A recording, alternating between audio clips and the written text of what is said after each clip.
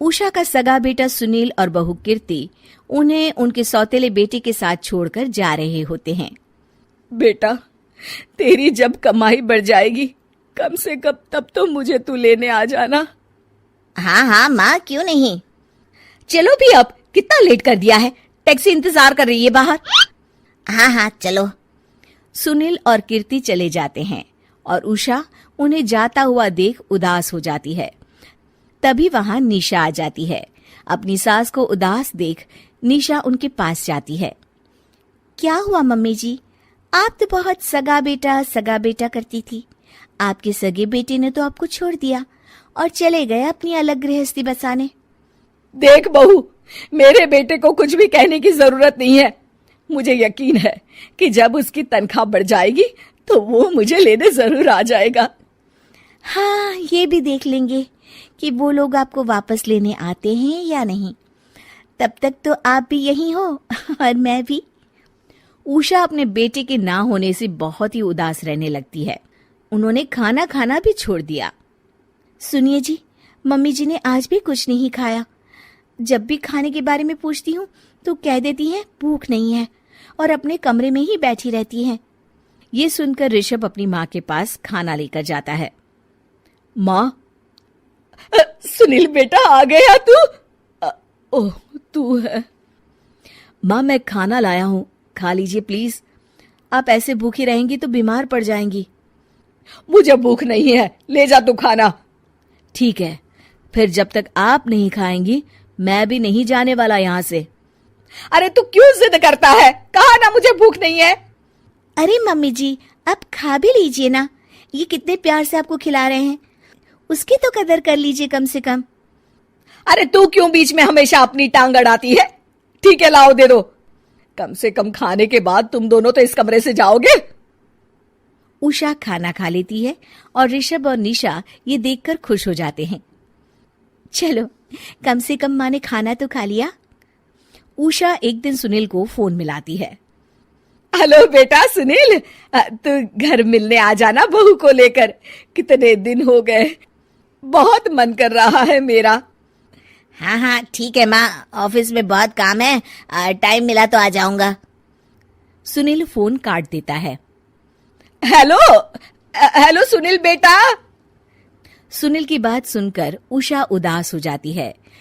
तभी वहां ऋषभ आ जाता है। माँ, ये देखो, मैं जलेबी लाया हूं तुम्हारे लिए, तुम्हें बहुत पसंद है ना? उषा जलेबी देखकर बहुत खुश हो जाती है। अरे वाह, जलेबी ला दे। उषा जलेबियां खा रही होती है और ऋषभ अपने कमरे में चला जाता है। देखा मम्मी जी, आपका ये कितना ख्याल रखते हैं, और प्यार सगे और सौतेले से नहीं आका जा सकता। आपको उदास देखकर ये आपके लिए तुरंत जलेबी ले आए, यही तो प्यार होता है। ये कहकर निशा वहां से चली जाती है और उषा सोचने लगती है, शायद तू ठीक कह रही है बहू। उषा देखती है कि ऋषभ उसका बहुत ख्याल रखता है और उसे उसकी गलती का एहसास होने लगता है। एक दिन सुनील और कीर्ति घर पर आते हैं। उषा उन्हें देखकर खुश हो जाती है। और माँ कैसी हो? अरे बहुत अच्छी हूँ। ऋषभ और बहू मेरा बहुत ख्याल रखते हैं। वैसे मुझे नहीं लगा था कि तू आएगा बहू के साथ। क्यों, ऐसा क्यों लगा आपको माँ? बेटा, फोन पर तूने कहा था कि तुझे बहुत काम है। हाँ माँ, पर मुझे ये भी तो पता था ना कि मेरी माँ इंतजार कर रही होगी मेरा। ना बेटा ना, मैं तो इंतजार नहीं कर रही थी, मैंने तो उम्मीद ही छोड़ दी थी। सुनील को यह देखकर अजीब लग रहा होता है कि उसकी माँ ऋषभ से अब बहुत अच्छे से बात कर रही होती है और उसके आने की उनको कोई खास खुशी भी नहीं होती है। अपनी माँ का ध्यान न पाकर उसे थोड़ी सी जलन महसूस होती है। माँ, ये देखो मैं क्या लाया हूँ, साड़ी तुम्हारे लिए। हाँ बेटा, अच्छी है साड़ी तो। अच्छी है तो फिर आप आज इसे पहनो और फिर कहीं घूमने चले जाते हैं। बेटा, ऋषभ ने भी मुझे साड़ी दी थी, आज तो मैं वही पहनूंगी। तेरी दी हुई साड़ी फिर कभी पहन लूंगी। सुनील को अब बहुत ही ज्यादा जलन हो रही होती है।